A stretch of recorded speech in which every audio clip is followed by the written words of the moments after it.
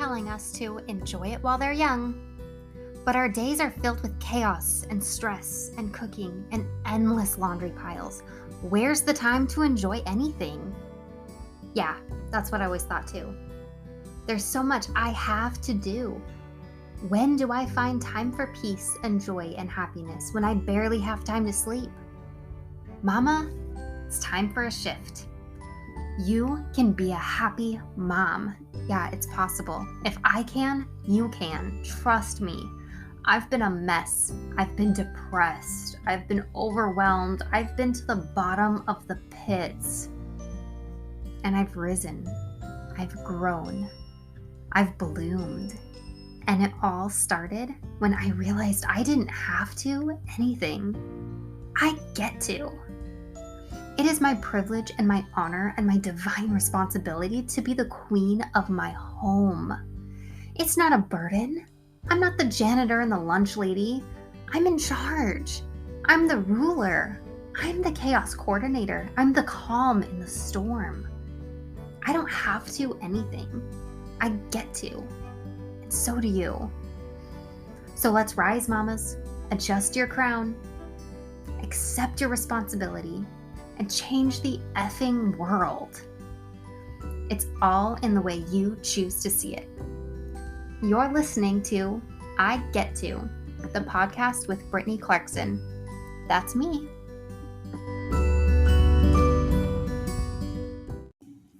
Well, friends, here we are again, back at it. I thought that I recorded this episode yesterday, but apparently my mic was muted.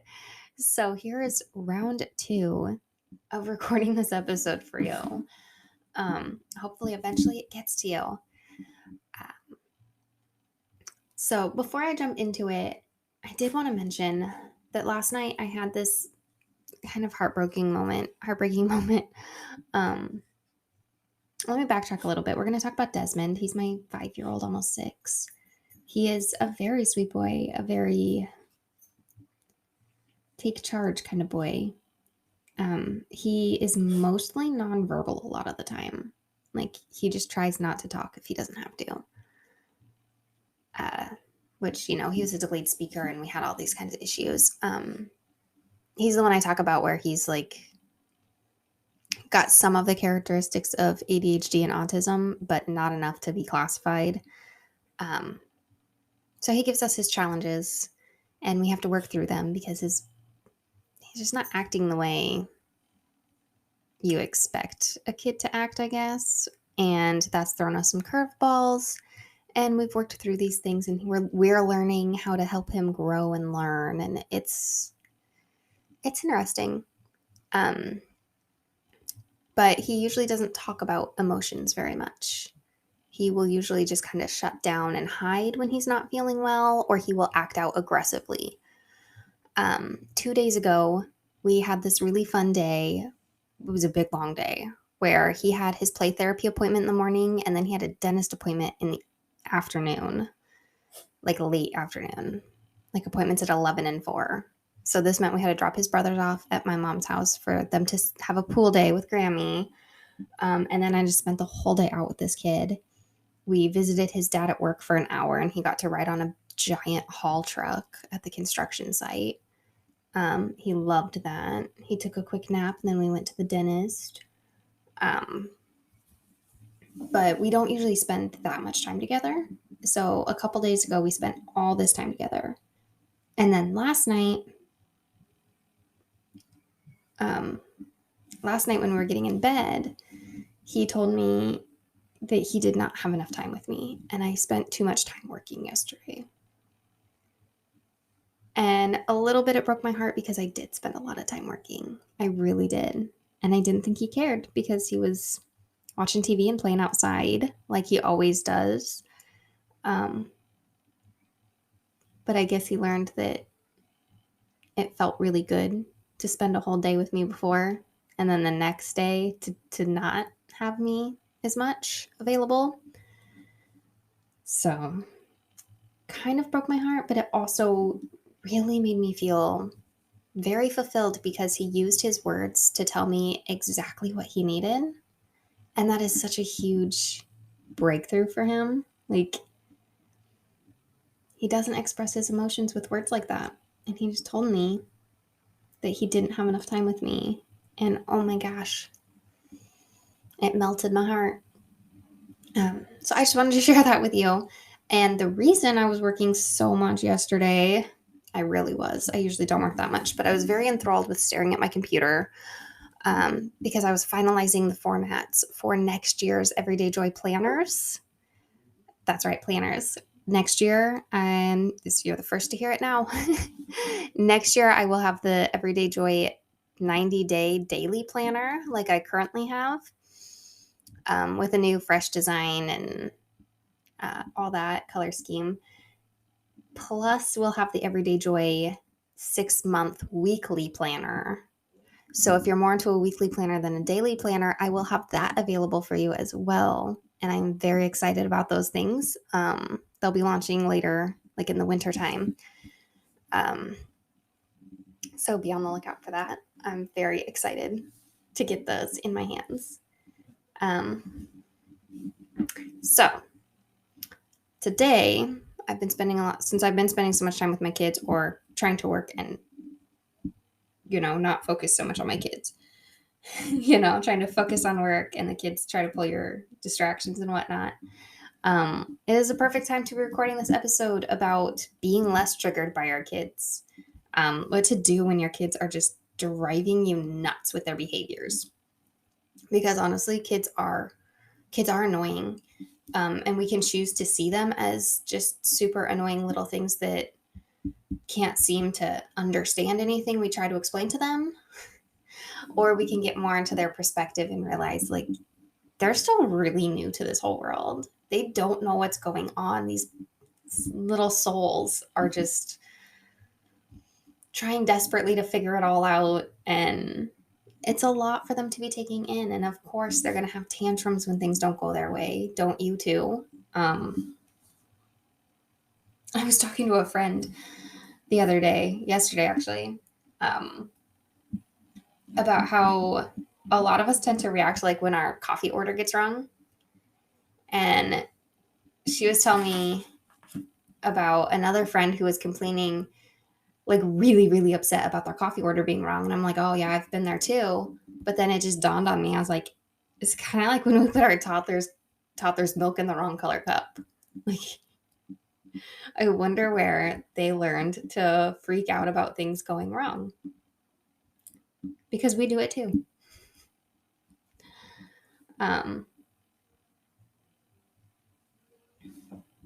Just double checking if my mic is muted. It's not. Good. We're going here. Okay, so today I have a 3-step kind of method, which is really just 3 tips. It's not a 3-step. You can do this in any order. You can pick and choose 1 or 2 at a time, or you can do all 3 and probably in any order, honestly. So that disclaimer's there on what to do, how to be calm in the chaos, so that you can hold boundaries with your kids. All right, because we know we're not supposed to give into the tantrum, but when push comes to shove, how often do we give into a tantrum that a kid's throwing? How often does a kid start throwing themselves on the floor at the store? So you finally just grab the toy and say, fine, we'll get it, but you're not getting it till we get home, just so that they'll stop, because their behavior is triggering you. You're afraid of other people looking at you. You're afraid of what they're thinking about you. You're just tired of hearing the whining and crying. Like, it's just making you feel things you don't want to feel about your kid, right? We've all been there. It's okay, admit it. Like, you get angry at your kids for their behavior. You get annoyed at your kids for their behavior. We all do. The difference is, are you going to stay that way? Are you going to act out of that? Or are you going to make the shifts you need to make in order to create a happier, harmonious family system? Are you going to take the steps to change the tone in your home, right? Because the tone's really up to you. What you're going to allow is what's going to come in. You're that gatekeeper. You're head of the household, honestly. Like, you're in control of the energy in your home. And it can be really tough to monitor that energy to deflect those energies, especially if you're like an empath. and or a highly sensitive person, where if someone is panicking and freaking out, you're just gonna, get just as panicked and freaked out. And then you don't know how to talk yourself down out of that. Yeah.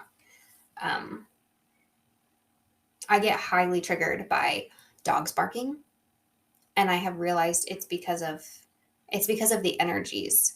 When a dog is barking, it's because they are irritated and agitated and they need something to change. They're upset about something they're seeing, they're upset about a flea. There's something going on with them that they need to have change. So they're irritated, they're agitated. And that irritation and agitation is what gets to me. It's not necessarily the sound of the barking, it's the energy behind the bark that gets into me, and it makes me feel very like anxious and uneasy, and it makes me feel like I need to bark too. That's a little side note. I don't know, maybe you find that relatable. Yeah. Okay, so let's talk, why are we triggered by our kids? We tend to get more triggered when we're not taking time to care for ourselves, when we're not being mindful of our own needs. And they tend to be more triggering when we're not being super mindful of their needs. It's kind of like with my oldest. He doesn't tend to verbalize when he needs more attention. He just acts out when he needs more attention, right? So sometimes a kid's needs aren't being met because we didn't notice the small, tiny signs of them needing their needs met, or we were not proactive about meeting their needs. Sometimes a kid will cry because they want a certain snack, and it's because they're getting hungry. That need hasn't been quite met, but now they're in this spot where all they can think about is that one snack that they want, because they have already been hungry and they've already gone down this whole cycling of a spiral that upsets them.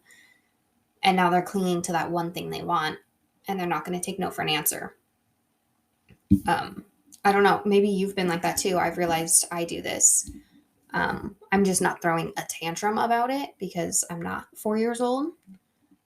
But I do put off eating because I get hyper focused on something else, and I just think, oh, I'll eat in a minute. Let me finish this first. And then, an hour or two passes and I haven't eaten. And so now I'm like extra hungry. And by that time, when I go to the kitchen, I'm craving one specific thing and nothing else sounds good. And if I don't have that one specific thing, like, I'll just put off eating longer, and I'll just kind of get into this zone and then I'm getting cranky and irritable because I haven't eaten. And I'm super easily triggered because I haven't eaten and I'm hungry, and it makes you hangry, and just, what happens from there? We're letting ourselves spiral out of control almost because we're not being proactive about taking care of our needs ahead of time. And our kids are the same way. So, one of the things we really have to do is give them grace and give yourself grace. Okay? We do our best to be mindful. We do our best to take care of everybody's needs all day long. You're doing your best. Okay? There's this one simple rule of life that it's going to change your life if you start to live by it. It's going to change all of your relationships, every encounter you have, every newsline you read. Okay? If you start to realize that everybody is doing the best they can with what they have, it's going to change the way you view humanity. Everybody is doing the best they can with what they have. All right. The thing is, just some people have an intense hunger. Some people have an anxiety disorder. Some people have not gotten enough sleep. Sometimes what you have is a negative thing that keeps you from doing better than you think you should be doing. But in this moment, you're doing the best you can with what you have. If you want to do better, you have to change what you have. Okay? It's not about changing you. It's about changing the environment you're in. All right? If you're being very cranky, very irritable, very short-fused, maybe what you have is a lack of sleep. Maybe what you have is a terrible diet that's working against you. Maybe what you have is an anxiety disorder that you're not treating properly. Sometimes what we have is working against us and we need to change what we have. Maybe you have a ton of clutter all over your home. And that's just raising this red flag of anxiety every single day. And you don't even notice it's there. So you walk into a room and you already feel triggered by the physical environment because it's messy, it's cluttered. There's so many decisions in here you haven't made on what to do with things. There's so many things in your home that don't have a place in your home. And then you don't even have time to clean around those, and you start to go blind to like small messes and dirty spots in your house. Like, you start to go blind to the dusty, dirty, filthy baseboards. And then when you see those, what feelings come up then? So we're kind of sending ourselves on these spirals because we're not being proactive. We're not taking care of things that are triggering us. Sometimes you just have to remove the trigger. Sometimes there's a lot of things in your external environment that you can get rid of. Sometimes there's things on your internal environment that you need to work through.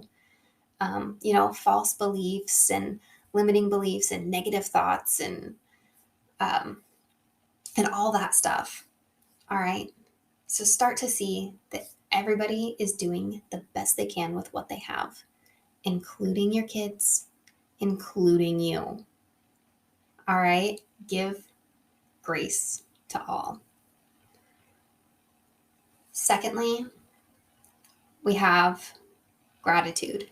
Get grateful when your kids are triggering you. It's kind of like we talked in an episode a while back with Elizabeth from Emotionally Healthy Legacy. She was talking about when then statements. So when this happens, then I'm going to do this. All right. She was talking a lot about when things get stressful, then she goes and she lays down, does breathing, does mantras, all this. Okay, but we can also use this when then statement to say when things in my house feel chaotic, when things feel like too much, when I start to feel triggered by the situations around me, then I'm going to remove myself from the situation. I'm going to step outside. I'm going to do whatever I need to do. Take a big deep breath to clear that energy, and then get grateful about the source of your chaos. Okay, I've talked about this before, how life-changing it can be to rewire your brain to be grateful in the chaos. All right, remove yourself from the chaos whenever it happens. I mean, if you have to do it in the moment while you're in the chaos, you can. But if you can remove yourself. If it's a safe situation where you can step out of the room, do that. And just think about all the things you love. Think about everything you're grateful for, specific to the source of your stress. So when your kids are stressing you out, when your kids are being super high energy, super annoying, and you just cannot handle them, when your kids are triggering you, remove yourself from the situation and think about everything you love about your kids. Think about every moment with your kids you are grateful for. And just really get deep into that as often as you can. And eventually, it's going to be just like my coffee pot story. All right? I've told this story before and I'll tell it again. I'd been practicing this gratitude practice for a few weeks. And I walked in the room and my youngest, this was a year ago, like a year and a couple of days ago, my youngest was up on the kitchen counter and he had just thrown the coffee carafe on the floor. And at the time we had a glass carafe, so it just broke and there was glass everywhere. And instead of thinking about how upset I am that he's on the counter, how upset I am that I have to clean up the coffee, that I have to clean up all this glass, how upset I am that there's not going to be any coffee in the morning tomorrow because he just broke the carafe. Instead of thinking about all that, because I'd been practicing gratitude in the chaos, my brain said chaos, gratitude.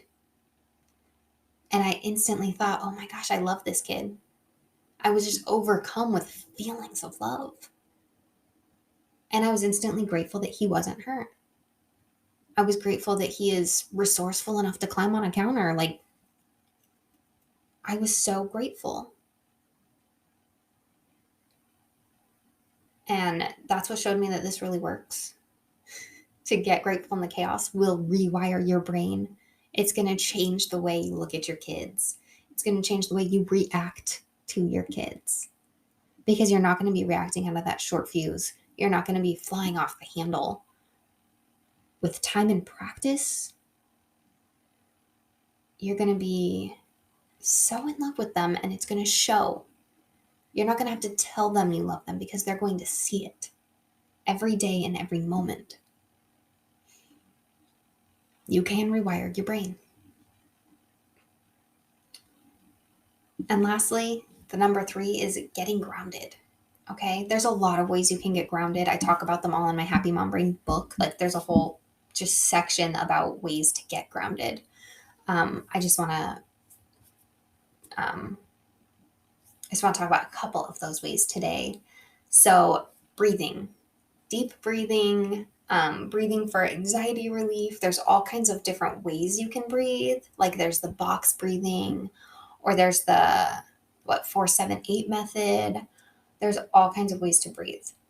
But honestly, if you just focus on breathing enough that you can feel it in your chest, breathe really deeply in and really let it all out. Just doing that 3 times, it's going to help you. Okay, and then earthing is another good way of getting grounded. Just regularly get outside, put your bare feet on the floor, on the ground, like in the dirt, in the grass, and just be there for a little while. Realigning with nature, listening for God's voice, recharging those ions or whatever it is. There's the negative charge and the positive charge. And apparently when you put your bare feet on the ground, it charges you properly. There's hydrotherapies. You can use water, go splash some water on your face, go take a bath, drink water. Water is like life, it's liquid life for you. Be drinking water. And words. I want to give you a few words for affirmations, mantras, types of things that you can use in your moments of chaos. These are ones that help me when I'm starting to feel agitated and I can't take a moment away to do anything else. First off, we already talked about how everybody is doing the best they can with what they have. That's number 1. Okay. We also have what we learned from Elizabeth from Emotionally Healthy Legacy again. If you haven't listened to that episode, I think it's episode 15. Go back, listen to that one. And then I had her on again, I think for like episode 24. But those are amazing episodes. Listen to those if you haven't yet. Check out her podcast, Emotionally Healthy Legacy. She is a phenomenal stress coach for moms. But she gave us the mantra of, I am a good mom who's having a hard day. I am a good mom who's having a hard day. His urgency is not my emergency. Just because your kid needs something right now doesn't mean that you have to drop everything and do it. It's not an emergency. He can learn to wait. It's hard to wait, but he can learn. Okay? We have I am safe and he is safe. I am safe and my child is safe. Breathing into that. You might be upset, but we are safe. This feels big right now, but it's not always going to. Someday this moment will feel very small. This is how my child learns and grows. It's my job to be patient. And he won't hear me if I yell. My child will not hear me if I yell. Did you know that the kids don't actually hear what you say when you yell at them? It signals their fight or flight. So they might listen right away, but their long-term storage is not going to remember what you said. It's not going to is not going to like process and be remembered as an important thing that has been said. Just so you know that. Your child will not hear you if you yell. That's all I've got for you today on this topic. Thank you so much for joining me here today. Thank you so much for joining me for this episode of I Get To. It really does mean the world to me to have you here. But are you ready to take this a step farther? Check the description below this episode and grab the Happy Mom Mindset mini guide. It's totally free to you, and it's not just for moms, by the way. Then hop onto Instagram. Let me know what you thought about this episode. Share your screenshot, tag me, Britt Clarkson. And if any part of this has resonated with you, I so appreciate if you'd leave me a review and a rating on Apple Podcasts. It really is just the only way podcasts get seen. And then share this on social, text it to your bestie. You're part of a movement now. We're here to change the minds of moms everywhere. It doesn't have to be just this hard, hot mess thing anymore. We get to enjoy our lives, guys. Let's go.